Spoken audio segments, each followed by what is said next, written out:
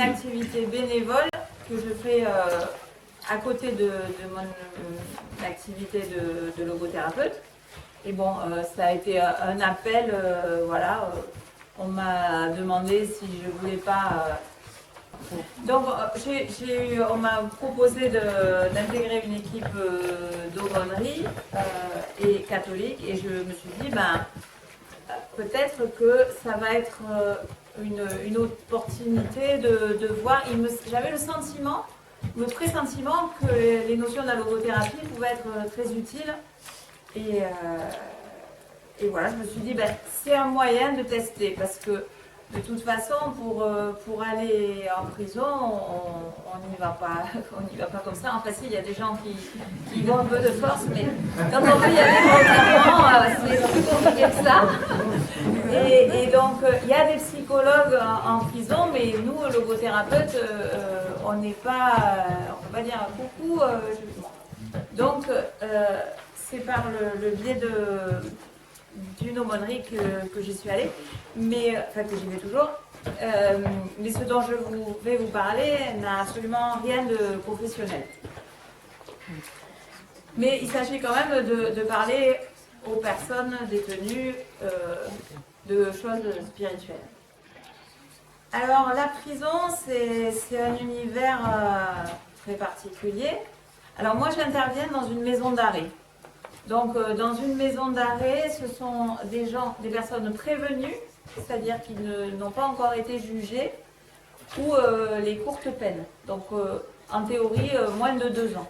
En pratique, des fois, c'est un peu plus long parce qu'ils attendent une place à un centre de détention. Alors, quand même, un scoop, c'est que les maisons d'arrêt, il n'y a que des innocents dedans. C'est que des enfants de cœur. Et les méchants, c'est les juges et les flics. Voilà. Non, nous, on n'est pas méchants parce qu'on va les voir. Mais voilà. Donc voilà.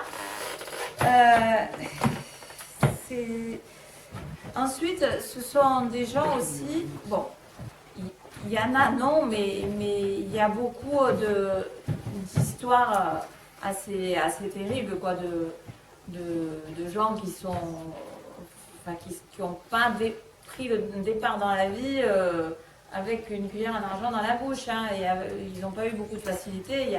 Il y a des milieux familiaux qui sont ces eaux-là, c'est maintenant. Mais donc il y a des déterminismes. On se dit, ouais, ben, moi si j'avais eu le même vécu, j'aurais peut-être fait la même chose. Pas pour tous, hein, mais ça existe aussi. Donc des histoires avec des familles dysfonctionnelles au minimum, voire pire, de la drogue, de l'alcool, de tout ce que vous voulez. Bon, c'est une prison d'hommes, hein, là où Donc ce sont des personnes qui sont mal parties dans la vie, pour beaucoup, et à qui on trouverait quand même assez facilement des excuses. Mais, moi je ne crois pas à la fatalité, et ce que je veux, c'est les appeler à trouver leur liberté. Alors, c'est un peu... Alors, pendant un certain temps, je faisais que des activités en groupe. Bon, maintenant, je fais aussi des visites individuelles. Mais voilà, une fois, comme ça, on a commencé le groupe, je leur dis, bon, ben aujourd'hui, on va parler de liberté. En fait, c'est passé. C'était pas des plans d'évasion. Mais voilà. Alors, comment? Parce qu'il faut savoir aussi qu'en prison, tout est pris en charge. Il faut se lever, il y a la cantine à telle heure, on leur porte la bouffe, ensuite ils ont la promenade à tel moment, ils ont l'école, ceux qui suivent des cours, le psychologue, le médical, machin, mais bon, ils ont et puis tout est pris en charge, hein, on leur porte à manger, ils sont vraiment pas maîtres de leur vie, c'est le moins qu'on puisse dire. Enfin, c'est fait pour. Et il y en a qui quand même disent, moi je veux continuer à décider. ça c'est quand même l'exception. Parce que la plupart, donc, ils commencent par dire ah, mais moi de toute façon, c'est pas de ma faute si je suis là, si j'en suis arrivée là, c'est parce que. Et c'est toujours la faute des autres. Et ils commencent à se plaindre, et c'est toujours. Tout est toujours de la faute des autres. Et donc, moi, ce que j'essaye de faire, c'est leur dire bon, ok, les déterminismes sociaux, éducatifs, tout ce que vous voulez, je ne leur dis pas comme ça, hein. Mais il y a des choses qu'on ne peut pas changer. Il y a des choses, effectivement, que vous n'avez pas choisies. Voilà. Mais vous, quand est-ce que vous avez choisi quelque chose? Quelle est votre part de liberté? Et c'est cette chose-là qui est importante de trouver. Qu'est-ce qu'ils peuvent changer? À quel moment ils auraient pu changer dans leur vie? Ils auraient pu choisir de faire ou de ne pas faire quelque chose. Qu'est-ce qu'ils peuvent choisir en sortant de... Quel choix, quelles décisions ils peuvent prendre? Et quelles aussi décisions ils peuvent prendre aujourd'hui, dans le contexte où ils sont, sur l'attitude qu'ils vont avoir par rapport à ce qui se passe, ce qu'ils vivent. Soit ils sont dans le ressentiment, et c'est la faute de tout le monde, et c'est tous des méchants, soit ils se disent, est-ce que ce temps peut être mis à profit pour quelque chose, pour apprendre quelque chose, pour me développer, alors ça va être des choses très, très diverses, hein. Ça va être pour arrêter de boire. Bon, arrêter de la consommation de shit, c'est pas aussi évident parce que ça circule beaucoup, mais l'alcool, il n'y en a pas. Donc ça, ils peuvent arrêter de boire. Ils peuvent aussi essayer d'arrêter de fumer, et puis ne pas répondre à l'agressivité par l'agressivité pour pas monter dans des spirales de violence, changer d'attitude par rapport à celui qui est dans le couloir à côté, ou ne pas juger les autres parce qu'ils sont toujours en train de se plaindre de la façon dont on les juge. Donc il y a beaucoup de changements qu'ils peuvent faire et de décisions qu'ils peuvent prendre, et leur faire prendre conscience qu'ils ont une liberté là. Et j'ai eu des gars qui m'ont dit j'ai découvert ma liberté en prison. Dehors, je n'étais pas libre. Donc voilà, ça existe.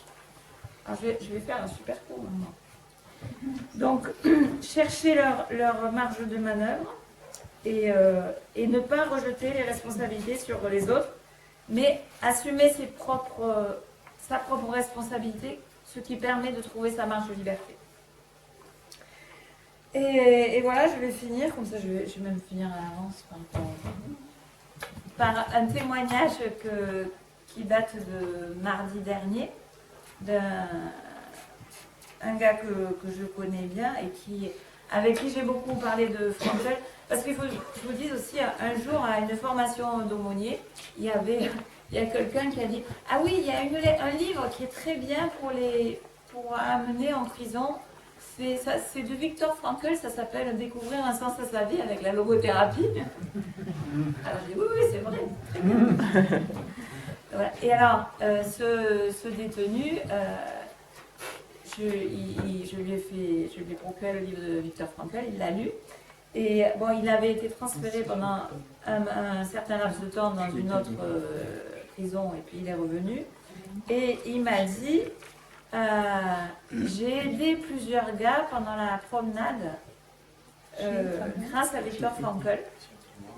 En leur parlant pendant la promenade, il m'a dit, il y en a eu plusieurs avec qui, quand j'ai commencé à parler avec eux, ils faisaient une tronche pas possible et ils parlaient de suicide. Et quand ils m'ont quitté, ils souriaient. Et je lui ai dit, alors, qu'est-ce que tu leur as dit? Et il m'a dit, je leur ai parlé que ce qui aidait à supporter ce temps de détention, c'était de penser à leur amour dehors ou à la tâche qu'ils avaient à accomplir dehors. Et puis, je leur ai dit aussi que c'était vraiment un moment pour réfléchir à leurs vraies valeurs, là où ils n'avaient plus rien. Et voilà. Et voilà. Donc, j'ai fait très court parce que je suis sûre, enfin non, je ne suis pas sûre, mais peut-être que vous aurez des questions. Sinon c'est la pause. C'est à vous de décider si c'est la pause ou si vous voulez. Alors ce serait bien, mais bon, là je rêve parce qu'il faudrait que la logothérapie soit pignon sur rue en France. Mais je pense que s'il y avait un logothérapeute dans chaque prison, ce serait très bien. Parce que il y a un gars qui m'a dit ouais mais moi je vais voir un psychologue, je vais voir le psychologue parce que alors, je vais me faire flinguer par tous les psychologues. Je vais voir un psychologue toutes les semaines parce que ça me donne des bons points pour les libertés, les remises de peine supplémentaires. Bon, mais en fait, le psychologue, on fait que tourner autour de soi et ça me fait pas avancer quoi. Je préfère discuter avec moi. Non mais bon voilà. Donc mais par contre j'ai eu aussi, j'avais parlé en parlant de logothérapie et de ça dans un groupe, je parlais de Victor Frankl. Il y en a un qui a parlé à la psychologue de logothérapie et la psychologue dit quoi thérapie c'est quoi ça, mais elle n'a pas le droit machin. Donc voilà, je vais me retrouver en prison. Vous allez découvrir votre super. Oui. Voilà. Des questions? Non, c'est... c'est très bien.